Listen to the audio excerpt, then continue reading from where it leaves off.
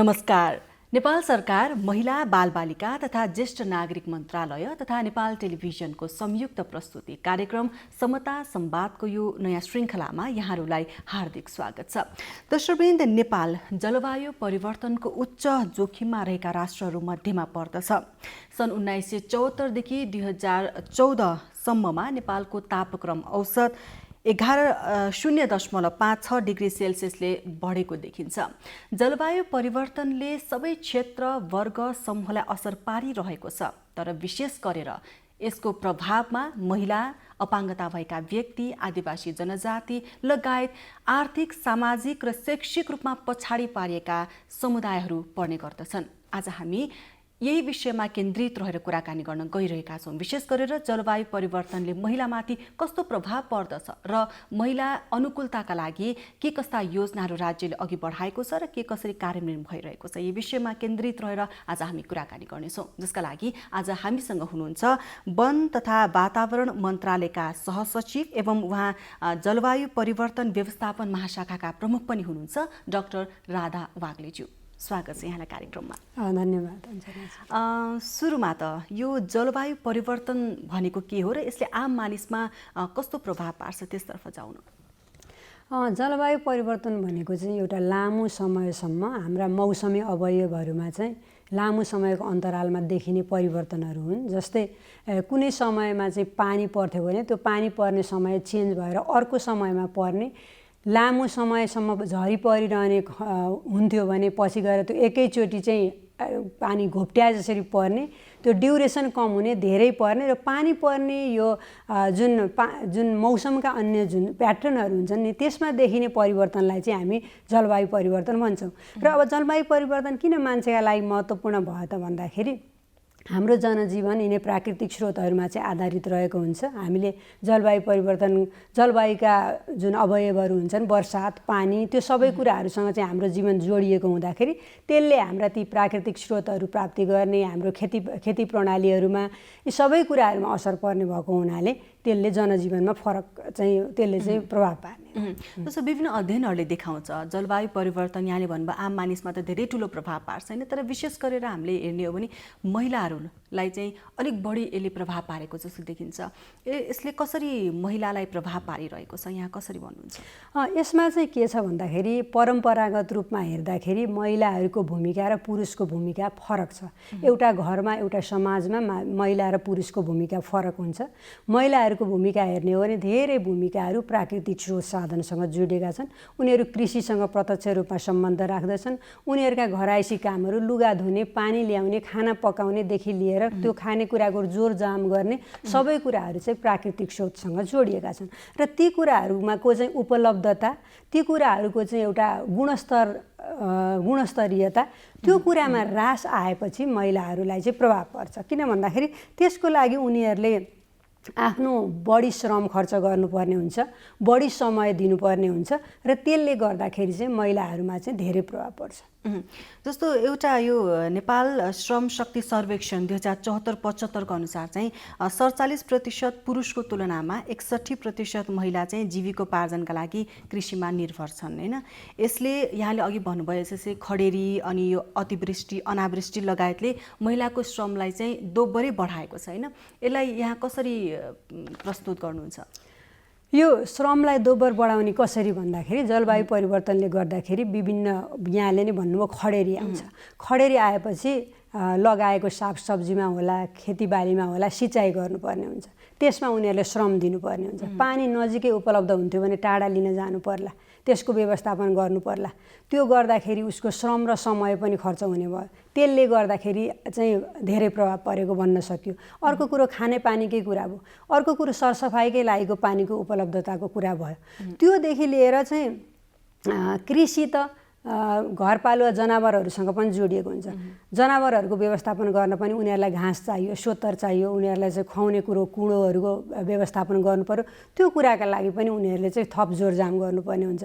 रिसोर्सकै उपलब्धतासँग जोडिएका कुराहरू हुन् सबैले। यो चाहिँ रिसोर्सको उपलब्धतामा घटी बढी हुने बित्तिकै महिलाहरूमा चाहिँ यसको प्रभाव परिहाल्छ। मैले त्यसरी नै हेरेको छु। यसका साथै जसरी जलवायु परिवर्तनले अहिले चाहिँ कति धेरै बालीहरू नष्ट हुने होइन, नयाँ नयाँ किरा फट्याङ्ग्राहरू आइरहेका छन्, त्यसले गर्दा बालीमा प्रभाव पर्ने र अर्को कुरा चाहिँ कस्तो देखियो भने जस्तो महिलामा चाहिँ जस्तो यति धेरै समस्याहरू हुँदाखेरि चाहिँ यो समस्यालाई चाहिँ कसरी समाधान गर्ने भनेर कृषि सम्बन्धी जति पनि सूचनाहरू प्रभाव हुन्छ नि त्यसमा पनि महिलाको पहुँच कम छ, जुन चाहिँ यो निर्णय क्षमतामा अथवा पहुँचमा चाहिँ पुरुषकै अहिले पनि त्यो भएका कारणले गर्दाखेरि यसले पनि त समस्या भएको छ नि हैन। के छ भन्दा पहिलो सुरु महिलाहरूलाई जलवायु परिवर्तनको कारणले गर्दा कुन कुन महिलासँग जोडिएका क्षेत्रहरू, महिलाको डिपेन्डेन्सी बढी भएका क्षेत्रहरू, महिलाहरूसँग जोडिएको क्षेत्रहरूमा के प्रभाव परेको छ भन्ने कुराको नै धेरै आकलन भइसकेको छैन। र त्यो एकातिर त्यो छ भने केही भएका विषयवस्तुहरूमा पनि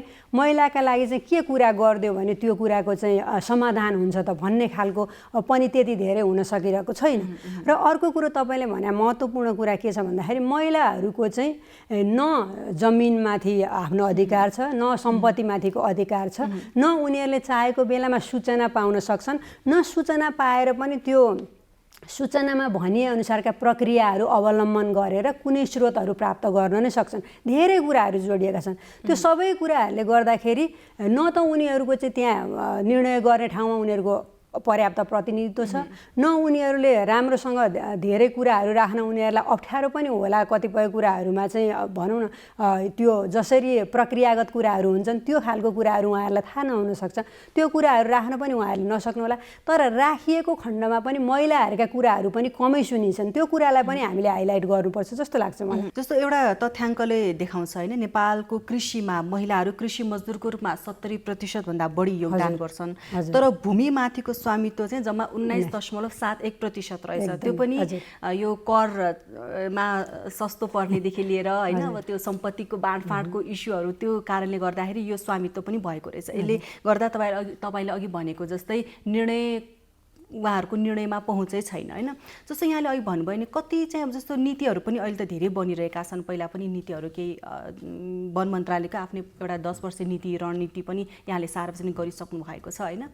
तैपनि एउटा चाहिँ नीति निर्माणको तहमा वा भनौँ राज्यले नै चाहिँ यो जलवायु परिवर्तनले विशेष गरेर महिलालाई चाहिँ यो असर पर्दछ है, विशेष गरेर महिलालाई प्रभाव पर्छ, हामीले चाहिँ यसरी जानुपर्छ भन्ने जस्तो एउटा सिरियसली उहाँहरू लागेको जस्तो यहाँले देख्नुहुन्न, के भन्नुहुन्छ यसमा? एउटा कुरा यहाँले त्यो जलवायु परिवर्तन लैङ्गिक विषयको जुन नीतिको कुरा गर्नुभयो, रणनीति र कार्ययोजना हो त्यो 10 वर्षे। वास्तवमा त्यो अहिले भर्खरै आएको हो 10 वर्षे कार्ययोजना छ। त्यो सुरुवात भएको 2011 सन् 2011देखि नै त्यो आउनुपर्छ भनेर त्यसको लागि काम सुरु गरे हो। त्यो नीति जारी हुन धेरै समय लाग्यो, त्यति समय लाग्नुपर्ने कुरै होइन। त्यो नीतिले अहिलेको त्यो रणनीति लिएर कार्ययोजनाले प्रत्येक सेक्टरमा महिलाहरूलाई जलवायु परिवर्तनले कस्तो प्रभाव पार्छ र त्यो प्रभावलाई चाहिँ सँग जुझ्न, त्यसलाई न्यूनीकरण गर्नको लागि र त्योसँग त्यसका एडाप्टेसनका उपायहरू के गर्न सकिन्छ भनेर त्यहाँ प्रत्येक यो काम गर्ने भनेर 10 वर्ष कार्ययोजना सहित नै यसले प्रस्तुत गरेको छ। ती कुराहरूलाई चाहिँ प्रत्येक सेक्टरले, मन्त्रालयहरूले र प्रत्येक सेक्टरमा काम गर्ने सङ्घ संस्था सबैले यसलाई चाहिँ अगाडि बढाउन आवश्यक छ। एक किसिमले नीतिगत रूपमा भन्ने हो भने जलवायु परिवर्तनको फरक असर र प्रभावको कुराको चाहिँ एक्नलेज भइसकेको छ। तर अब बाँकी चाहिँ के छ भन्दाखेरि यो रणनीति जारी भइसकेको छ, यसले चाहिँ यी कुराहरू भनेको छ भन्ने कुरालाई हेरेर हाम्रा वार्षिक कार्यक्रमहरू बनाएर त्यो अनुसार चाहिँ इम्प्लिमेन्ट गर्नु चाहिँ जरुरी छ। र त्यो गर्ने कुरामा चाहिँ अलिकति यहाँले भने जस्तै कमी देखिएको छ। यसलाई आन्तरिकीकरण गर्न चाहिँ ठुलो च्यालेन्ज देखिएको छ र त्यो गर्न आवश्यक छ। अहिले जलवायु परिवर्तनको महिलामाथिको प्रभाव अथवा भनौँ महिला अनुकूलनताका लागि यो अहिले त हाम्रो 3 तहको सरकार छ होइन, स्थानीय तह छ, प्रदेश तह छ, यता सङ्घ रहेको छ। कसरी लाग्नुपर्छ, कसरी काम गर्नुपर्छ जस्तो लाग्छ? यो सबैभन्दा जनताको नजिक रहेको सरकार भनेको स्थानीय सरकार हो र स्थानीय सरकारले बनाउने आफ्ना आवधिक योजना र आफ्ना वार्षिक योजनामा जलवायु परिवर्तनका हिसाबले त्यो चाहिँ रेस्पोन्सिभ किसिमको योजनाहरू बनाउनुपर्छ र इम्प्लिमेन्टेसन कार्य गर्दाखेरि पनि जलवायु परिवर्तनलाई सम्बोधन हुने गरिकन नै गर्नुपर्छ। त्यो गर्ने पहिलो इन्ट्री पोइन्ट के हो भन्दाखेरि सरकारले के भनेको छ भन्दा सन् 2030 सम्ममा सबै स्थानीय सरकारहरूले चाहिँ जलवायु परिवर्तन सम्बन्धी अनुकूलन योजना बनाउनुपर्छ र ती अनुकूलन योजनालाई चाहिँ आफ्नो वार्षिक कार्यक्रममा चाहिँ इन्टिग्रेट गरेर इम्प्लिमेन्ट गर्नुपर्छ। र त्यो स्थानीय अनुकूलन योजना पनि कस्तो हुनुपर्छ त भनेको छ भने जेन्डर रेस्पोन्सिभ, लैङ्गिक उत्तरदायी र डिजास्टर रेस्पोन्सिभ, यो चाहिँ के भन्छ डिजास्टरसँग पनि र लैङ्गिक विषयसँग पनि जोडेर त्यसले कुन कुन सेक्टरमा कस्तो प्रभाव असर पर्छ भन्ने कुराको आकलन गरेर योजनाहरू निर्माण गर्ने र कार्यान्वयन गर्नुपर्छ भन्ने चाहिँ भनेको छ। र अहिले हामी नेपाल सरकारले चाहिँ त्यसको सुरुवात पनि गरेको छ र कतिपय स्थानीय सरकारहरूले आफ्नो अनुकूलन योजना बनाएर त्यसलाई चाहिँ कार्यान्वयन गर्दै पनि रहनु भएको छ। र यसलाई चाहिँ अलिकति हामीले स्पिड अप गर्नुपर्ने हुन्छ। किन भन्दाखेरि जलवायु परिवर्तनका विषयवस्तुहरू सेक्टरको डेभलपमेन्टमा मिसाएर लैजानुपर्छ। अर्को कुरा चाहिँ यो एउटा गरिबीसँग पनि जोडिएको कुरा छ र जेन्डर डिस्क्रिमिनेसनसँग पनि जोडिएको कुरा छ। र तीनवटा विषयवस्तुलाई रेस्पोन्सिभ हुने गरी बजेटिङ गर्नु पर्यो के। एउटा कुरो गरिबीलाई सम्बोधन हुने गरी, अर्को कुरो जलवायु परिवर्तनलाई सम्बोधन हुने गरी, र अर्को कुरो चाहिँ यो लैङ्गिक समावेशीकरण, अब यो जेन्डर बजेटिङ भन्छ नि, त्यो कुरालाई चाहिँ इन्टिग्रेट गर्ने गरीको बजेटिङ हुनु पर्यो। त्यो चाहिँ स्थानीय सरकारमा पनि हुनु पर्यो, प्रदेश सरकारमा पनि हुनु पर्यो, र यहाँ चाहिँ यो सङ्घीय सरकारमा पनि हुनु पर्यो। सबैले त्यो कुरालाई चाहिँ आत्मसात गर्नुपर्छ। त्यसो हुँदा मात्रै जलवायु परिवर्तनको मुद्दालाई चाहिँ लैङ्गिक हिसाबले अगाडि बढाउन सकिन्छ, एउटा जेन्डर जस्टिसको हिसाबले लैजान सकिन्छ। यहाँले अहिले पनि भन्नुभयो महिला सशक्तिकरणका कुराहरू छन्, उद्यमशीलताका कुराहरू छन्। अहिले त किनभने बढ्दो यो वैदेशिक रोजगारका कारण धेरैजसो पुरुषहरू बाहिर हुनुहुन्छ, महिलाहरूलाई घरायसी कामको बोझ पनि छ भने कृषि बोझ पनि उहाँहरूलाई थपिएको छ नि। त्यसमाथि जलवायु परिवर्तनबाट निम्तेका समस्याले गर्दाखेरि उहाँहरूलाई अझ त्यो मार परेको छैन। तर यसलाई चाहिँ अलिकति उहाँहरूलाई चाहिँ यो कृषि उपजहरू होइन, यो कृषि उत्पादनहरूलाई पनि उहाँहरूलाई चाहिँ त्यो बजारीकरण गर्नेदेखि लिएर प्याकेजिङ हरेक कुराहरू उहाँहरूलाई चाहिँ त्यो अनुसारको उद्यमशीलता विकासका कुराहरू पनि छन्। अनि साथसाथै अर्को कुरा जोडिन आएको, किनभने मैले चाहिँ मन्त्रालयसम्मको अरू अन्य मन्त्रालयसँग यहाँहरूको समन्वयको कुरा गरिराख्दाखेरि जस्तो यो जलवायु परिवर्तनका कारण खानेपानीको समस्या, जसले गर्दा घन्टौँसम्म हिँडेर महिलाहरू खानेपानी सङ्कलन गर्न जाँदाखेरि, चाहे त्यो गर्भवती महिला हुन् होइन, सुत्केरी महिला हुन्, आङ खस्ने समस्या, कति धेरै समस्याहरू छन् भनेपछि त्यहाँ स्वास्थ्य मन्त्रालय पनि जोडिन्छ, महिला मन्त्रालय पनि जोडिन्छ, धेरै मन्त्रालयहरू, धेरै निकायहरू जोडिन्छ। भनेपछि यहाँले यो कार्ययोजना रणनीति पनि तय गरिराख्नु भएको र सम्बन्धित निकाय यो हो भनिराख्दाखेरि यहाँहरूसँगको र उहाँहरूसँगको समन्वय चाहिँ कस्तो छ? अहिले हामीले समन्वय गर्नको लागि जलवायु परिवर्तन सम्बन्धी विषयवस्तुलाई मन्त्रालय स्तरमा समन्वय गर्नको लागि इन्टरमिनिस्ट्रियल क्लाइमेट चेन्ज कोअर्डिनेसन कमिटी छ। त्यसको चाहिँ हाम्रो नियमित बैठक बस्छ। त्यसको अध्यक्षता वन तथा वातावरण मन्त्रालयको सचिवज्यूको अध्यक्षतामा हुन्छ र अन्य विषयगत मन्त्रालयहरू जुन विषयहरू यहाँले उठाउनु नि स्वास्थ्य लगायतका त्यो मन्त्रालयका सहसचिवज्यूहरू चाहिँ त्यसको सदस्य हुनुहुन्छ। र यसको चाहिँ हामी नियमित बैठक पनि हामी गर्छौँ र एउटा यो रणनीतिले चाहिँ सबै सेक्टरहरूलाई एउटा गाइडेन्स जस्तो दिने हो र उहाँहरूले सेक्टरल रूपमा चाहिँ आफूले प्रत्येक सेक्टरले कस्तो खालको आफ्नो सेक्टरमा लैङ्गिक प्रभाव, जलवायु परिवर्तनले कस्तो लैङ्गिक प्रभाव पर्छ भनेर आफ्नो कार्ययोजना बनाएर उहाँहरूलाई अघि बढ्नको लागि चाहिँ यो रणनीतिले चाहिँ गाइडेन्स दिएको छ। त्यो बनाउने चाहिँ जस्तो स्वास्थ्य सम्बन्धी विषयवस्तु हो भने स्वास्थ्य मन्त्रालयको, ऊर्जासँग र जलस्रोतसँग सम्बन्धित विषय ऊर्जा जलस्रोत मन्त्रालयको, कृषिसँग सम्बन्धित र खाद्य सुरक्षासँग सम्बन्धित कृषि मन्त्रालयको होइन।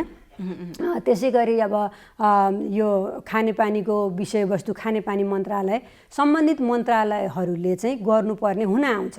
र यो चाहिँ सङ्घीय लेभलमा हो भने, तर प्रदेश स्तरमा के छ भने provincial level climate change coordination committee भन्ने त्यस्तै किसिमको संरचना छ र त्यसको पनि यो चाहिँ भर्खरै स्थापना भएको हो, भर्खरै सबै 7वटा प्रोभिन्समा स्थापना भएको छ र यसका पनि प्रोभिन्स स्तरका मिनिस्ट्रीहरू लगायत त्यसमा चाहिँ नागरिक समाजहरूको पनि प्रतिनिधित्व छ। त्यसरी हुन्छ भने तल स्थानीय सरकारमा चाहिँ एउटा छुट्टै समिति नै छ, वातावरण समिति भन्ने, र छन त यो किसिमका संरचनागत विषयवस्तुहरू त संरचनाहरू त छन्, तर स्टिल त्यहाँ के छ भन्दाखेरि नि यो महिलाहरूलाई पर्ने डिफरेन्सियल इम्प्याक्ट बुझ्ने जनशक्ति नै अलिकति जनशक्तिमा नै बुझाइको कमी छ भन्छु कि मैले चाहिँ। जुन ठाउँमा चाहिँ सर्भिस प्रोभाइड गर्न जाने कर्मचारीहरूमा नै त्यो किसिमको सेन्सिटिभिटीको लैङ्गिक प्रभाव फरक हुन्छ भन्ने किसिमको बुझाइ, त्यो किसिमको एक्सेप्टेन्सको चाहिँ कमी छ र त्यो हुन आवश्यक छ। र भएर पनि के हो त भन्दाखेरि यो कुरालाई कसरी सम्बोधन गर्ने भन्ने कुराको क्षमताको पनि अभाव छ, त्यसमा केही टेक्नोलोजीको कुराहरू पनि होला, त्यो कुरा पनि अभाव छ होइन। र ती कुराहरूलाई चाहिँ सँगसँगै अगाडि लग्नुपर्ने चाहिँ हुन्छ र यो सबै लेभलमा नै एक किसिमको क्षमताको कमी र त्यो किसिमको बुझाइको कमी चाहिँ मैले देख्छु। यो हामीले जलवायु परिवर्तनको कुरा गरिरहँदा महिलामा परेको श्रमको बोझले गर्दाखेरि एक त उहाँलाई गाह्रो भएको नै छ भने यसले गर्दा महिला हिंसा पनि त धेरै बढ्दो मात्रामा छ नि होइन, यही कारणले पनि त। अब ठ्याक्कै जलवायु परिवर्तनले महिला हिंसा भन्नु पर्दा भन्दा पनि जलवायु परिवर्तनका कारणले जे कुरा सिर्जना हुन्छ त्यो कुरालाई सम्बोधन गर्ने र ट्याकल गर्ने क्रममा चाहिँ हिंसाका घटना हुन सक्छन्। जस्तो उदाहरणको लागि के भन्दाखेरि अहिले धेरै गाउँहरूमा पानीका मुहान सुक्या छन् र त्यसले चाहिँ अलिकता यो माइग्रेसनलाई, बसाइसराईलाई चाहिँ प्रमोट गरेछ। अब बसाइसराई भएर एक ठाउँबाट अर्को ठाउँमा गएर त्यो नयाँ ठाउँमा गएर एडजस्ट हुनुपर्दा त्यहाँनेरि चाहिँ जेन्डर बेस्ड भाइलेन्सको घटनाहरू हुन सक्ने र भएका घटनाहरू पनि छन्। इभन घरमै पनि अब कतिपय अवस्थामा कार्यबोझ बढेर मान्छेलाई चाहिँ मानसिक रूपमा तनाव भयो भने यसले पनि घरमा मनमुटावको त्यो कन्फ्लिक्ट हुने स्थिति चाहिँ सिर्जना गर्छ। र त्यो भन्दा पनि अर्को यहाँले अघि एउटा एकदमै गहन कुरा उठाउनु भएको छ, यो महिलाहरूमा चाहिँ बोझ बढिसकेपछि उसको रिप्रोडक्टिभ हेल्थ समेत चाहिँ उसमा अप्ठ्यारोमा परेको छ। त्यो विषयवस्तु अर्को महत्त्वपूर्ण हो भने उनीहरूलाई चाहिँ अब अहिले नेपाल सरकारको नीतिले चाहिँ महिलाहरूलाई इम्पावरमेन्ट गरेर पोलिटिक्समा, यो शैक्षिक क्षेत्रमा, कर्मचारी तन्त्रमा सबैतिर महिलाहरूको चाहिँ सहभागिता बढाउने चाहिँ एउटा गरेछ नि त, पोलिसी लिएको छ नि त। अब एकातिर महिलाहरू कार्यबोझमा थपिँदै जाने, घरभित्रै रुमलिरहने, एकातिर नीतिगत व्यवस्था हुँदै जाने, त्यो कुराको तालमेल नमिलेका कारणले गर्दा मेन स्ट्रिम हुन महिलाहरूलाई गाह्रो परिरहेछ नि त। अनि अझ किशोरीहरू समेत त्यो पानी लिएर आउने, घाँस लिएर आउने कुराहरूमा उनीहरूको टाइम दिनु परेछ। अब त्यसो गर्दाखेरि त उनीहरूले त सामाजिक काममा, पढाइ लेखाइ गर्ने काममा, आफ्नो वृत्ति विकास गर्ने ठाउँमा त टाइमै दिन पाएन र त्यसले गर्दाखेरि चाहिँ एक किसिमको प्याराडोक्स भन्छ क्या, एउटा के विरोधाभास जस्तो देखिरहेको छ कि। र त्यसो हुँदाखेरि चाहिँ यसलाई पहिला सम्बोधन गरियो भने मात्रै अनि महिलाहरूलाई मेन स्ट्रिममा ल्याउन सकिएला र मेन स्ट्रिममा ल्याइसकेपछि पनि त्यहाँ आइसकेपछि पनि त्यो सुविधा लिनको लागि चाहिँ स्टिल च्यालेन्ज चाहिँ छ है। हामीले अझै पनि देखिरहेका छौँ, अझै पनि महिलालाई हेर्ने दृष्टिकोण समाजमा परिवर्तन भइसकेको छैन। अझै पनि जलवायु परिवर्तनले त बायोफिजिकल इम्प्याक्ट लिएर आएर भएर उनीहरूलाई पर्ने इम्प्याक्ट हो, तर हामीले बनाएका हाम्रा व्यवस्था, हामीले गर्दै लिएर आएको हाम्रो तौर तरिकाले चाहिँ कतिको उहाँहरूलाई चाहिँ सहजीकरण गरेको छ भन्ने पनि अर्को गहन विषय हो। जस्तो हामीले विपदकै कुरा गर्ने हो भने पनि यो 2072 सालमा गएको भुइँचालोको कुरा गर्ने हो भने भुइँचालोको ताका कति धेरै महिला किशोरीहरू विशेष गरेर उहाँहरू प्रभावित हुनुभयो होइन। कति धेरै महिनावारी हुँदाखेरि प्याडको अभावदेखि, पानीको अभावदेखि लिएर कति गर्भवती सुत्केरी महिलाहरूलाई त्यो अनुसारको अप्ठ्यारो भयो। अनि अघि पनि हामीले कुरा गरिहाल्यौँ, घन्टौँसम्म उहाँहरू हिँडेर पानी लिन जाँदाखेरि आङ खस्ने समस्या भएकादेखि लिएर कति धेरै समस्याहरू छन्। यो राज्यले देखिरहेको छ, पुरुषले देखिरहेको छ होइन, तैपनि उहाँहरूले चाहिँ स्वीकार नगर्ने महिलाहरूलाई चाहिँ गाह्रै भइरहेको छ। त्यही भएर छुट्टै व्यवस्था गर्नुपर्छ भनेर नीति चाहिँ बनाउने, फेरि कार्यान्वयन चाहिँ नगर्ने भनेपछि देखिरहेको कुरा पनि नदेखेको जस्तो गर्ने। अब यो एकदमै अप्ठ्यारै गाह्रै सिचुएसन छ। तर पनि अब यसलाई नीति बनाइसकेपछि, जुनसुकै नीतिको कार्यान्वयन पनि नीति बनाइसकेपछि त्यसमा हामीले कति एफोर्ट लगायौँ त, त्यो नीति कार्यान्वयनको लागि हामीले कति योगदान गरेका छौँ त, त्यसको लागि त त्यो नीति त आफै हिँड्दैन, त्यो नीतिले त आफै काम गर्ने होइन। त्यसको लागि कति हामीले जनशक्ति विकासको लागि कति लगानी गऱ्यौँ, त्यसको लागि कार्यक्रमहरू बनाउन कति पैसा छुट्यायौँ, त्यो कार्यक्रमहरू कार्यान्वयन गर्नको लागि महिलाले पाउने तरिकाले कसरी चाहिँ त्यसले चाहिँ महिला लाभान्वित हुन्छन् भन्ने तरिकाले काम गऱ्यौँ कि गरेनौँ भन्ने कुरा छ नि त। तर मलाई त्यो विषयमा एकदमै कम काम भएको जस्तो लाग्छ। हाम्रै मन्त्रालयमा पनि मैले हेर्छु, हामीले लैङ्गिक विषयवस्तुलाई नै कहिले कहिले छुट्याएर यो विषयमा चाहिँ यसमा महिलाहरूलाई यसमा ट्रेनिङ लाग्छ गरौँ, यो चाहिँ अलिकति छुट्टै महिलाका लागि छुट्टै बजेट यो कार्यक्रम प्रवर्धन गर्नलाई राखौँ न भनेर राखियो भने पनि सबैभन्दा पहिला बजेट कटौती गर्ने क्रममा हेर्ने हो भने त्यो बजेट नै काटिएको हुन्छ। एकदम दुःखका साथ भन्नुपर्छ। र त्यो कुरालाई चाहिँ संवेदनशीलताका साथै हेरिँदैन कि सबैभन्दा ठुलो कुरा भनेकै यहाँ संवेदनशीलता हो क्या। त्यो किसिमको सेन्सिटिभिटी यो गर्नुपर्छ है भन्ने कुरो भित्रैदेखि नआएसम्म हुँदैन। त्यो कुरा पुरुषहरूलाई मात्रै अब नभनौँ, त्यो चाहिँ हामी ओहदामा बस्ने सबैले गरेका छौँ त। हामीले बनाउँदा पनि त्यो कुरा लाग्छ, महिला अथवा सबै अब यो पितृसत्तात्मक भनौँ न, पुरुषले गरे भन्दा पनि यो पितृसत्तात्मक सोचको उपज हो होइन। त्यो कारणले गर्दा तर गर्ने भन्ने ठाउँमा धेरै पुरुषहरूको रिप्रेजेन्टेसन भएको हुनाले उहाँहरूले चाँडो बुझ्नु भएर उहाँहरूले गर्नु भने चाहिँ चाँडो परिवर्तन आउँछ जस्तो चाहिँ मलाई लाग्छ क्या। यो नीति त बन्यो, तर त्यो नीतिबारे महिला स्वयंले पनि, जो प्रभावित हुनुहुन्छ, जो पीडित हुनुहुन्छ, उहाँहरू स्वयंले पनि त जानकारी पाउनुपर्ने होला, राख्नुपर्ने होला, अथवा राज्यले त्यो जानकारी उहाँहरूलाई पुर्याउनु पर्ने होला। त्यसमा पनि ल्याकिङ जस्तो देखिन्छ नि, के भन्नुहुन्छ?